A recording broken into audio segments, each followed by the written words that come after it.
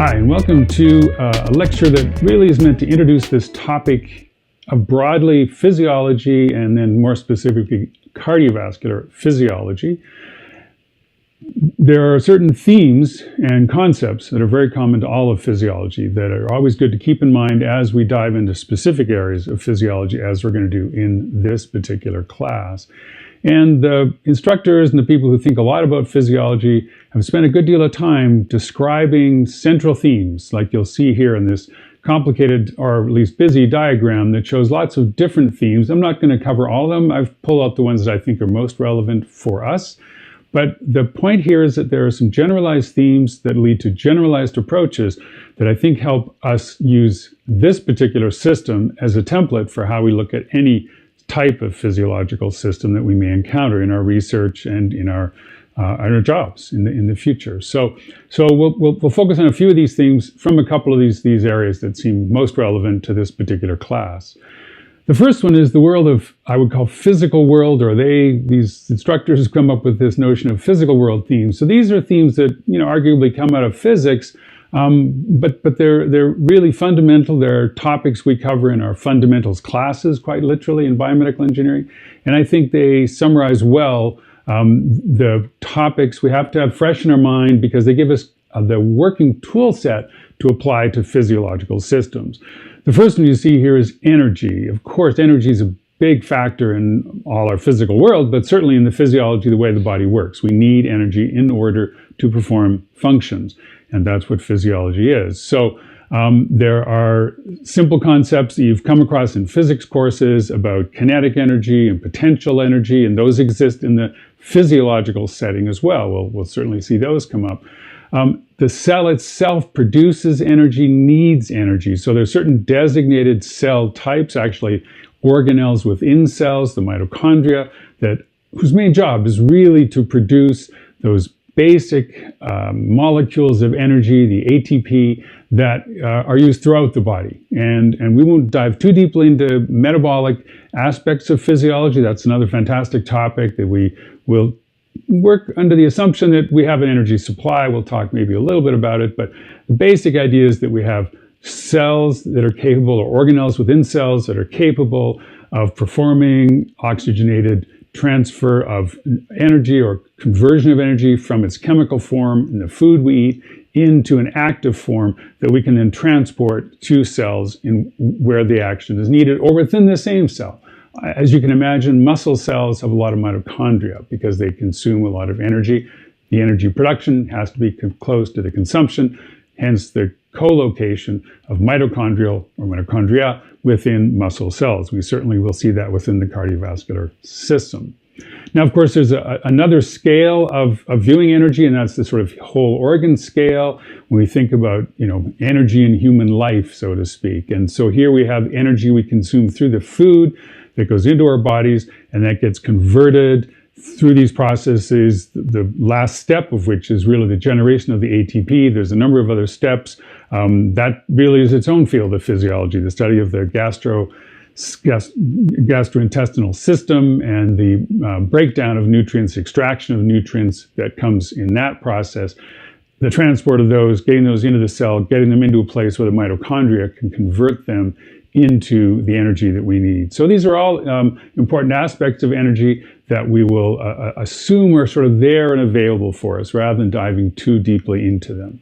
Another physical world theme that we'll see again and again in lots of contexts is this notion of gradients and that things flow down gradients. Again, in the physical world, the external world, we certainly see this when we ride our bikes or our wagons, as you see here, down a slope. And then we have to pull that wagon up the slope. Same thing, we can ride our bikes, they will slide or roll downhill quite easily, and we have to put energy into that system to move us and that bicycle back up a hill. And the natural flow, if we don't insert energy into the system, is to follow the gradient, follow the maximum rate of change of some important physical field. When it's motion of a bicycle or a wagon, that field is the gravitational field, and gravity pulls us down, creates a scalar field that depends on altitude, and the gradient of that altitude is the steepest slope. And that's the way things will naturally flow. The same concepts carry over into, for example, blood flow. Here we have a situation in which we have blood flow and we have high pressure at one end of that pipe, lower pressure at the other, and the blood flows along that pipe. When the volume becomes more complicated, it's not just a simple pipe, but let's say the volume within a chamber or volume within some other three-dimensional space, then the field gets a little more complicated as well, and the flow patterns get more complicated. But at the end of the day, it's always a flow along a gradient. And we'll see chemical gradients.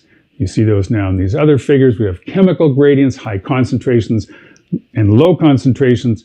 The molecules will move from high concentration to low concentration. That's hopefully familiar concepts. Charged particles will also move in the same way from regions of high charge density to lower charge density. We won't talk a lot, but heat is obviously a big factor, but certainly a factor in the cardiovascular system, and heat also flows along its gradient from the warmer regions to the cooler regions.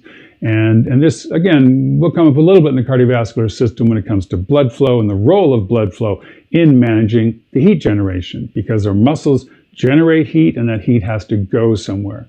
And we not only see it flow down its own local gradient, but that heat is transferred into the blood, which flows by those muscles.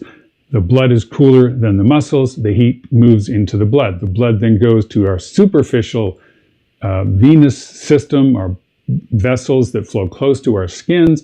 And once there's another gradient between the temperature in the blood and the temperature in the surrounding tissue, and eventually the temperature in the air that surrounds us. And the heat will always be moving down that heat gradient. So gradients will come up again and again, quite naturally, when we observe and examine the physiological systems. A third concept that does come a little more from chemistry, perhaps, but it is this notion of mass balance. And mass balance is really has to do with things like the amount of material in the input of a system and the amount of material in the output of a system have to be in some balance. When we're at a chemical equation, we talk about creating mass balance in that chemical equation, and it basically says that whatever goes into that chemical process, something has to come out that manages to keep equivalence of, let's say, all the various ions that are involved, or all the various elements or atoms that are involved in those molecules. That's another form, really, of a conservation law, and physics is driven by conservation laws, and we'll certainly use the notion of conservation again and again in our evaluation of the physiology. Conservation, or these mass balance laws, come up across all the different scales in the body, from the cellular, even subcellular, into the whole organisms and our whole bodies, really. So we'll see conservation of simple things like energy, the energy we need to consume in order to generate the muscle force to move us, as you see the cyclist here on the bike. At the same time as there's this conservation of energy going on, there's a conservation of heat going on. We can't have an endless addition of heat, for example, into the system from the sun shining on the cyclist, from the heat generated by the muscles. That heat has to go somewhere. And so whatever comes into that system in the way of heat through energy conversion, chemical energy conversion, or through radiation, radiant input from, let's say, the sun, that has to go somewhere, and there has to be a conservation. So the heat coming in has to equal the heat going out, or the system will either get warm or get cool. And these are all reflections of a core concept of mass balance or conservation. Finally, we have, as the final physical world theme, the notion of the properties of matter. This is a theme that, of course, comes up again and again. We have to understand the nature of the matter of our system. This, at some level, is related to anatomy, but it's much more related to the characteristics of the tissues and the cells that make up the system that we're trying to understand. In this figure, you see the concept of density, and obviously objects or materials with higher density will sink, as you see in this water bath. The lower density objects will float if they're light enough or less dense than the surrounding water. So density is a simple concept. It's a property of matter. I think we all can appreciate how that might play a role in certain physiological systems. But we'll certainly see other more sophisticated properties of the material. For example, in the setting of blood flow, we know that blood viscosity is an important factor, that feeds into the resistance to flow. And so these properties are sometimes related. Viscosity is a fundamental property of blood itself and the constituent elements of blood, and the resulting characteristic that we care about often in the cardiovascular system is the resistance to flow.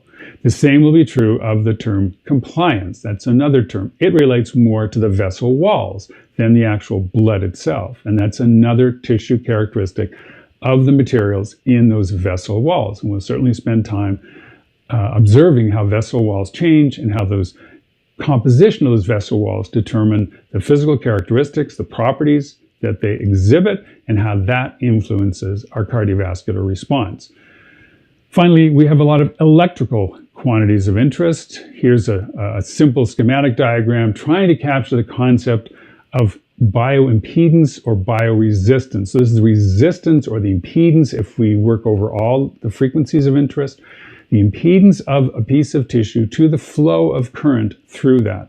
Now we're getting into the territory of Ohm's law, of course, where we have relationships between voltage and current and resistance or impedance, and we can capture those properties of a tissue through an experimental setup like the one you see in this diagram. There are devices that will do this for us.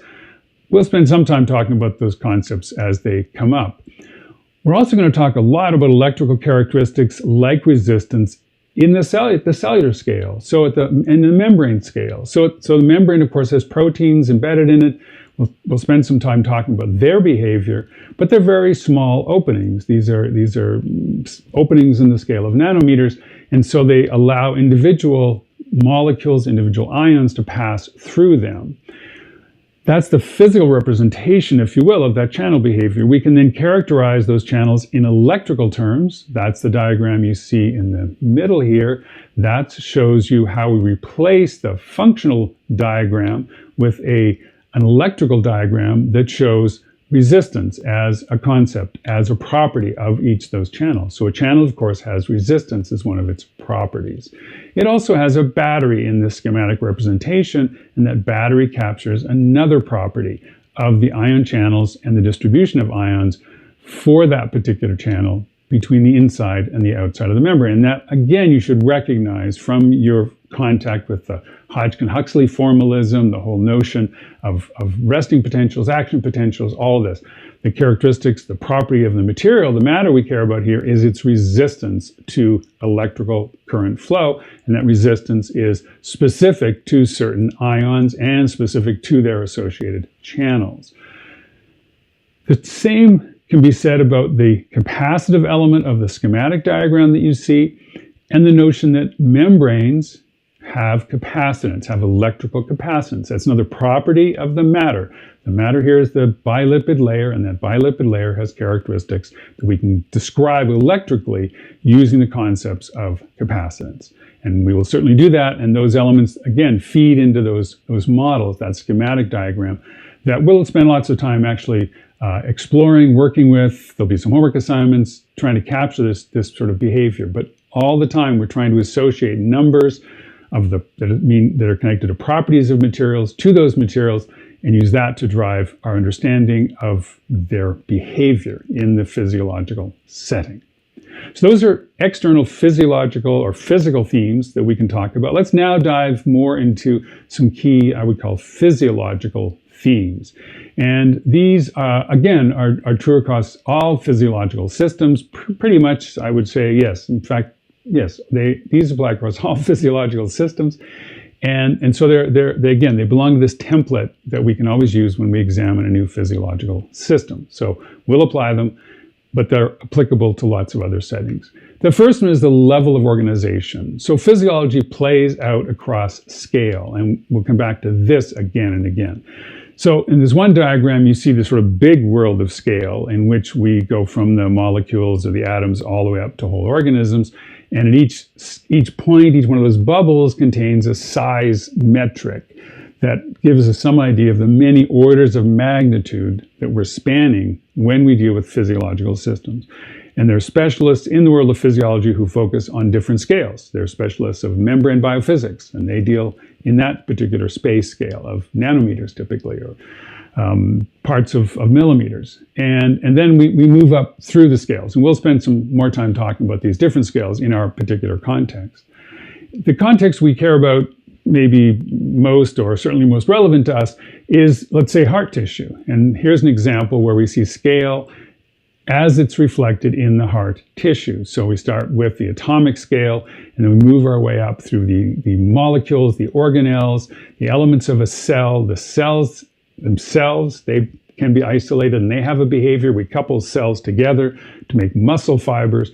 Those muscle fibers are the tissue, and that tissue has its own set of characteristics. And of course, we put the tissues all together, and that's the description that we would apply to explain the heart. Now, it's pretty obvious, I think, to us that we cannot work at the, let's say, atomic scale and then use the concepts from that scale directly applied to, let's say, the whole heart. That's beyond what any computer can handle. It's certainly beyond what our brains can handle. There are certain sets of physics and chemistry that play out at each one of these scales.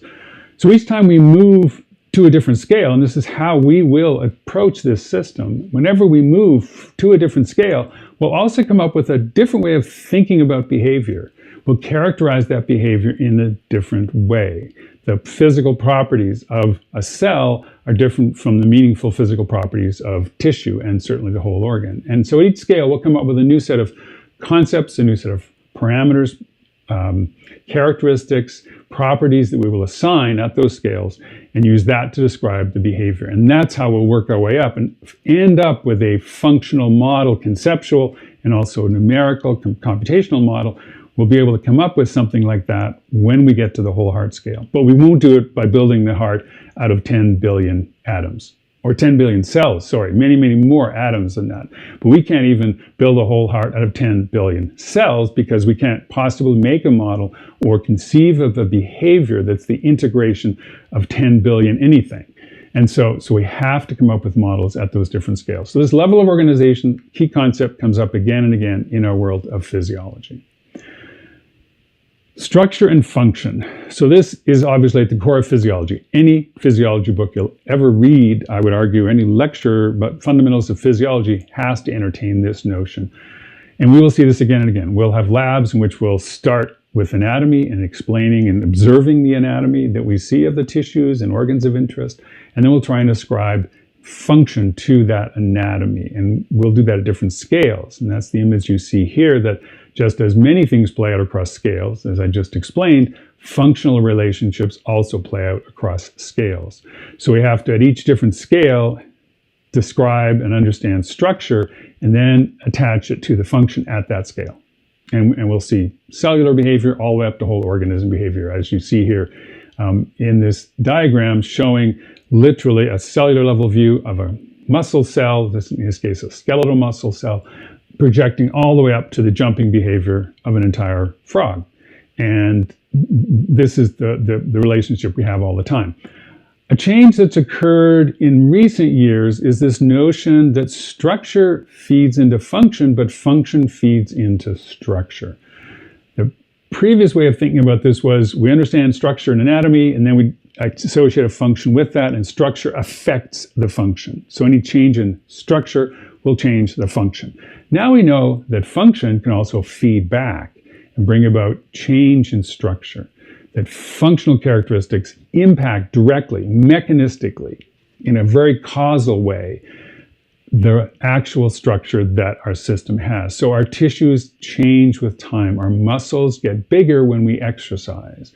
Changes like that occur, and they're an example of how our function feeds back into making structural changes. And that's why now there's this double-pointed arrow in between structure and function. And we'll see that again and again as we go forward. Structure function also plays, of course, a key role in medicine. When we look here, for example, and see that there are a number of different anatomical variations that arise in people, then we have to acknowledge that we have to accommodate for those variations in our expectations or our explanations for the behavior. Some of these changes may be harmless. They're just unusual, rare cases, but don't have a dramatic functional consequence. This is not automatically a major illness associated, but there will be changes in the function at some level of detail. And that's true with anatomical variations in things like you see the kidney structures here. There can even be coupled kidneys, so it's one big kidney, and there's lots of variation that can arise here. And you can imagine this has a consequence on the function. Now, I study the heart, and we spent a lot of time here in Utah imaging the heart. This picture you see here, this grid, is actually from a set of patients, and these are images of their left atria. You all know the left atria, right? It's the chamber at the top of the heart on the left side. And we image those chambers specifically using advanced MRI techniques. The details of that are not so important. What's important here is just to sit back, stare at this image for a little while, and observe the variety that exists across a population of subjects. Not chosen particularly for their variability. This, I would argue, is a pretty good example of the variability that would occur naturally in people in the shape of their left atrium. The colors tell us additional things. The colors tell us the underlying structural changes or structural makeup of the tissues. So there again, you see a lot of variability. So those green areas, they tend to highlight regions of what is called fibrosis or stiffer fibrotic tissue. And that varies across people. It also varies with age and lots of other things. So it's another one of those properties of tissue or properties of the material that we have to keep track of and to which we try and connect function. Now, you can also see it at a schematic scale in this other small diagram that there are certain percentages that we know that arise in the very sort of low level structured differences in left atria. So those blue blobs, they are meant to represent schematically left atrial shape, and you can see the pulmonary veins flow into the left atrium. And you can see that most people, but not by any means all people, 61% of people have 4 pulmonary veins flowing into the left atrium. And if you look at a textbook, all the hearts you'll ever see have 4 pulmonary veins flowing into that left atrium. Turns out there are a number of patients who have variations on that theme. This is just a schematic capturing, and you see that a substantial percentage, in the 26% of people, of normal people, have a different structure, where 2 of those pulmonary veins merge into 1 pulmonary vein, and only 1 pulmonary vein comes into the left atrium. And we see there's other variations with smaller percentages, and it's just to give you some sense that structure varies, and we have to accommodate those structural variations when we describe function and when we describe health and sickness in patients. Because some of these variations do affect their health and some of them don't. And we have to understand their physiological consequences before we can even speculate on whether they might have clinical or disease-related implications. This next concept is key to physiology as well. We'll talk about this again and again. And it's the notion of homeostasis. So it's the notion that inside systems in our body, or in some cases our whole bodies, we have certain parameters, certain quantities, physical characteristics that we maintain in the face of external variations. So we, as mammals, maintain a core temperature that's very constant and independent of the external temperatures that our body faces. That's how we're supposed to work. And our body is very good at activating mechanisms to maintain that consistent temperature. Here's an example from another species, and again, homeostasis arises across scales and certainly across species. Here we have a fish, and now we're looking at the internal fluctuations in a oxygen concentration variable. So we've just picked randomly one variable, and as that fish swims through the water and does its thing through life, goes to different levels of the water, there are substantial external fluctuations in the oxygen concentration. Oxygen isn't uniformly distributed throughout the depth of the ocean. So that fish is swimming along and swimming through high oxygen regions and low oxygen regions. And if, thought experiment, we're able to measure the internal oxygen concentration, then we see that the fluctuations internally are much smaller than those the fish experiences externally. And this is homeostasis. This is the fish's physiology actively maintaining oxygen concentration at a level that is suitable for that animal's physiology, for that fish to function in a normal way. And homeostasis is about all the many mechanisms that affect all the many parameters that make up our collective homeostatic state. And you can picture lots of these. We'll talk about some of these in some detail. And to each one of these mechanisms or each one of these parameters, has to be mechanisms to maintain them at reasonable levels within fairly narrow bounds sometimes. Some of these parameters can fluctuate more than others. Some of them fluctuate more or less dramatically in different species. And we'll see examples of that too.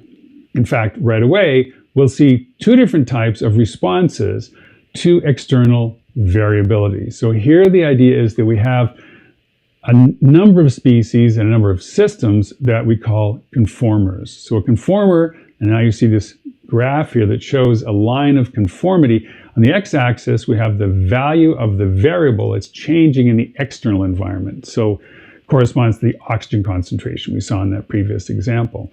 And then on the vertical axis, we have the value of the variable in the internal environment. So again, this is very generalized, but you can picture oxygen concentration, temperature, salinity, lots of other variables.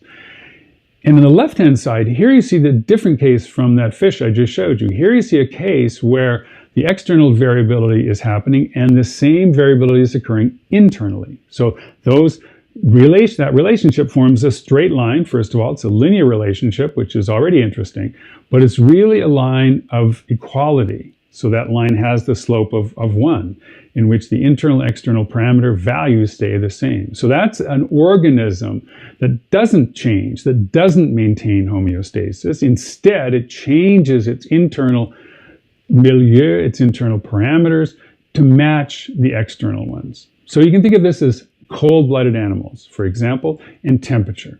Cold-blooded animals are called cold-blooded because they maintain an internal temperature that fluctuates with external temperature, compared to warm-blooded animals like us, like mammals, who maintain a constant internal temperature even in the face of changes in external temperature. And that's the case on the right-hand side of this figure. And we call that category of responses, those categories of species, we call these regulators. So they regulate a parameter, and you can see that in the green curve here, and how there's a region in the middle where the internal value stays constant. The line is flat through that middle region. You see there's a zone of stability where homeostasis is maintained. That's when homeostasis is functioning normally. Now that shouldn't be a surprise. Again, body temperature, heart rate under standard conditions, lots of parameters, pH, lots of parameters that we maintain, mammals in general maintain within their bodies in the face of fluctuations in the external world. What's interesting here too is once you get beyond a certain range of external values, so once you get outside of that working range, that range that we can handle, then the curve starts to go away from the horizontal tracing. It goes up on the right-hand side because the external values climb and our internal values climb with them, and it goes down on the left-hand side for the same reason. So oftentimes regulators are not perfect. And we certainly know that's true. Think about our body temperature. If we get in a sauna, then our internal temperature, if we stay in that sauna long enough, is probably going to exceed eventually what we would ideally have it be at 37. And if we let it exceed that value by very much, we start to feel quite ill. A fever causes the same thing. It's not an external reason then, it's an internal heat generation. And that mechanism is not dealt with always as well as it could. And you can literally have conditions, especially in children, in which internal body temperature rises so high that we start to see dramatic, sometimes, consequences, health consequences, when the temperature is too large. Same is true, of course, when it gets cold. If we expose ourselves to the cold weather of a Utah winter and get buried in a snowbank, having been lost in our skis, then our body temperature will go beyond that range when we can compensate, and then they will start to drop, and with dramatic consequences to our physiology. So conformers and regulators, conformity, regulation, these two concepts, we'll come back to these, they derive naturally from homeostasis. The mechanisms that we use to maintain that homeostasis all require a certain key concept, one that, again, should be familiar really from engineering. It's kind of part of how we do lots of things in engineering, and that's the concept of negative feedback. Negative feedback means that variations in one direction are balanced by some mechanisms that return that value back to the original threshold or set point of the system. right? So you can think of this in terms of, as you see here, a schematic diagram that says we have a controlled system. So on the left, we have a controlled system in which we have a disturbance, and that system produces an output. The output is measured by a sensor, and that sensor compares the output of the system to some set point. And that's a fabulous concept in physiology. What in the world is a set point? How does our body know that 37 degrees Celsius is a good temperature to maintain ourselves at? Another topic we'll get into. But the point is that there's a sensor comparing the output of the system to a set point. And if there are differences between those, that sensor generates an error signal. That error signal then goes through some other mechanism, here captured through an inverting amplifier. That's a lovely schematic. Easy to picture when it's an electronic circuit. It's a lot harder to picture how that works in a living system. And we'll spend time describing different implementations or instantiations of that inverting amplifier function in our living systems that we'll observe. The point is that the inversion means that the system generates a negative change to balance off the disturbance. So that red line in the diagram that goes back, coming in with that little negative sign in front of it, that's meant to give us the sense that that alteration in the system is working in the opposite direction from the disturbance. So the disturbance is we get too hot, then our body does things to cool us down. And the net result is that the output of the system matches the set point, the sensor error signal goes down to zero, and our system is back at static values, or homeostasis. Simple system on the right there shows you a heating system. This is just a little heater with a coil inside a beaker heating up some liquid. And you can sort of deconstruct, if you will, or analyze the structure of that. It's a very simple system in which there's the heating coil, an external heating coil that gets power, and the power is turned on and off through that contact. There's a switch there, and the switch opens and closes depending on the characteristics of that coil. The coil rotates one way or the other depending on how the material expands, and if the material expands, then the contact opens and the heater turns off. So hopefully you can walk your way through that and picture how that's a negative feedback system. And again, we'll be examining these kind of systems again and again throughout cardiovascular physiology. So it's really important. Here's another couple of examples, again, of a mechanical system that is trying to maintain temperature. And the right-hand side, on the second figure, we see the homeostasis of body temperature that I've talked about, where when the body temperature drops, we have mechanisms, we have responses that we cannot really control even. And that's this shivering mechanism. For example, when we get cold, if we get cold, we cannot turn off shivering. We can try, but our body will eventually break into uncontrolled shivering, whether we try and consciously change that or not. We can participate actively. Our brains can tell us, oh, you're cold, so you better get moving, or you better obviously put something on. And those are active elements. So these feedback systems and these mechanisms can be complex. They can be a mix of automatic and conscious, brain-controlled. When the body temperature climbs too high, we see an opposite response. There we see perspiration. And we'll talk about some of those mechanisms, and you already know some of this already, I'm sure, why perspiration helps us cool down. But these are all part of the same notion of homeostasis and the negative feedback system that has to be in place in order to maintain that homeostasis. And maintaining homeostasis, if you had to summarize the main purpose of physiology, there's a pretty compelling argument to say its most important job of a physiological system is to maintain homeostasis. And we'll observe systems through that lens and use that way of thinking about systems to try and understand how they function. Finally, we talked in the context of altitude a little bit about change and adaptation and acclimatization, and we should make sure those concepts are clear in our heads. So adaptation is a change that leads to an alteration in the DNA.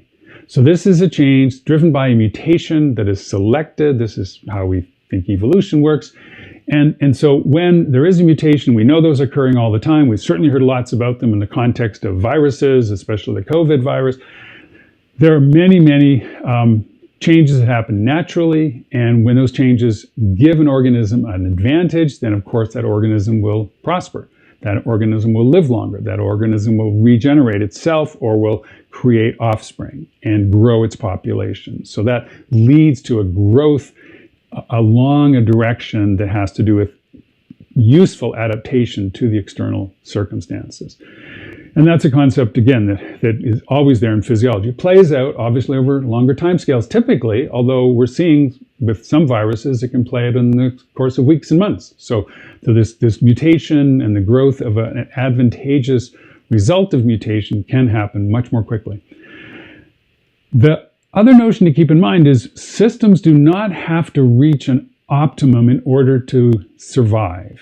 And we see this certainly when we look across species. Our visual abilities are different from the abilities of our animals, our pets.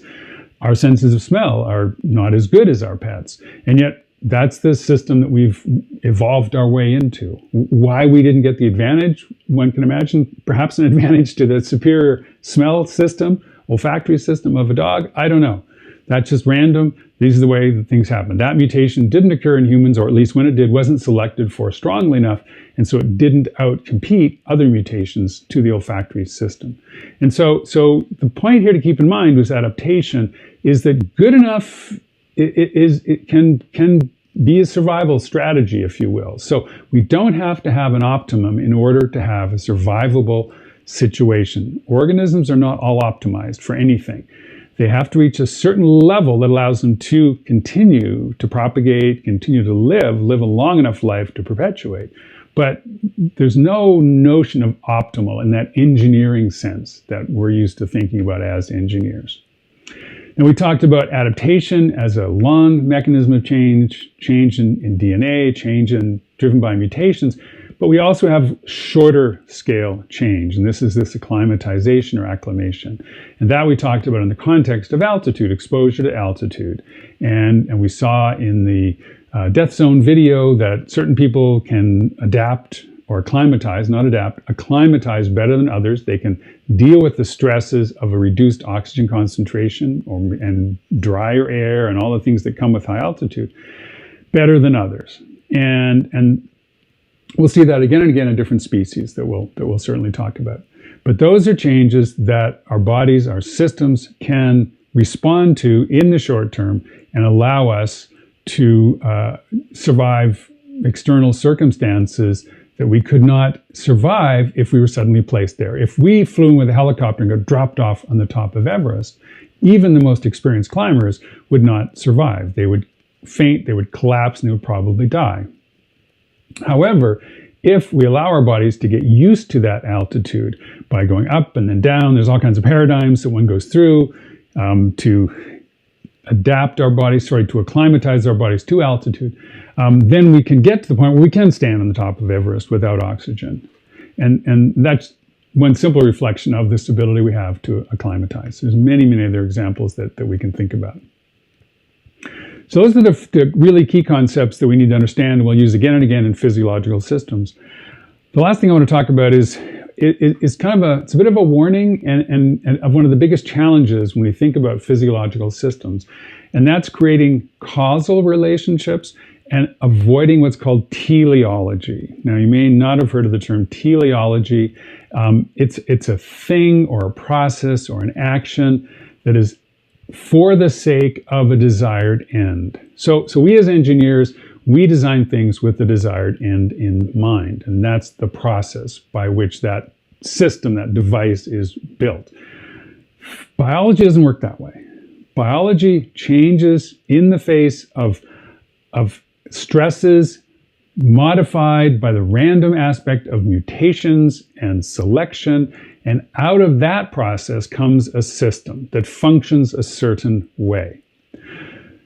It's very tempting to ascribe design to that resulting mechanism. It's very easy to say, for example, the way the valves are structured in the heart is so that the blood can flow in a certain advantageous manner. That's not the healthy or the sensible or the scientifically valid way to think about it. And we don't have to get into that whole discussion about purpose if we just agree that our job as physiologists is to explain the mechanism and how it works and what the consequences are. So we can say, here we have a valve, it has a structure. its function derived from that structure and the situation in which it's living is as we measure it, and we can find relationships between that structure and the resulting function. We do not have to ascribe meaning to. We don't have to get into that whole discussion of how did that come to be. And so that's teleology, and we're just going to avoid it. Another really challenging aspect of science, and maybe especially physiology, because it's so much based on mechanisms, is to get a clear separation between correlation and causality. So causality means a change in one thing causes a change in something else. When I talked about our bodies getting too warm, that causes a response in our bodies, causes us to produce more perspiration. That's a causal relationship. One could look at this notion of saying, oh, I get warm and I sweat, and drive it the other way and say, oh, when I have more perspiration, that makes me warm. They both happen more or less at the same time. They both happen concomitantly. So we can measure increases in body temperature and increases in perspiration production at the same time and be confused about the causal link between the two. And that can be very challenging in physiology, but it's obviously crucial to really understanding a mechanism. It's important to know what is really driving and what is responding in a system. I think that's pretty easy to accept. And so causality is that process. And there are papers, there's a recent paper, you see a photograph of the title here, that paper we have on our Canvas page if you're interested in reading more about it. The title is provocative, Illusions of Causality, and how they bias our everyday thinking and how they could be reduced. So this bias of causal relationships that are not really causal affect many decisions we make in our daily life. At least that's the hypothesis of this paper, the statement that these authors try and defend. And it's a very compelling discussion. Certainly encourage you to give it a read if you have some time and interest in this. But we will certainly spend time whenever we understand or try and understand a mechanism, answering that question of how does that work? As in, what changes and what are the mechanisms by which a change in one part of the system cause a change in the other, and to try and keep that causality relationship clear in our heads. And that'll be a big part of certainly what we do. So those are the main concepts of physiology. Hopefully that gives you a launching point. Remember, these are general. They're not specific to cardiovascular. And we'll see them again and again, and we'll apply them throughout our review of this particular set of systems in the cardiovascular physiology range. Thanks so much for your attention. Look forward to seeing you soon. Bye for now.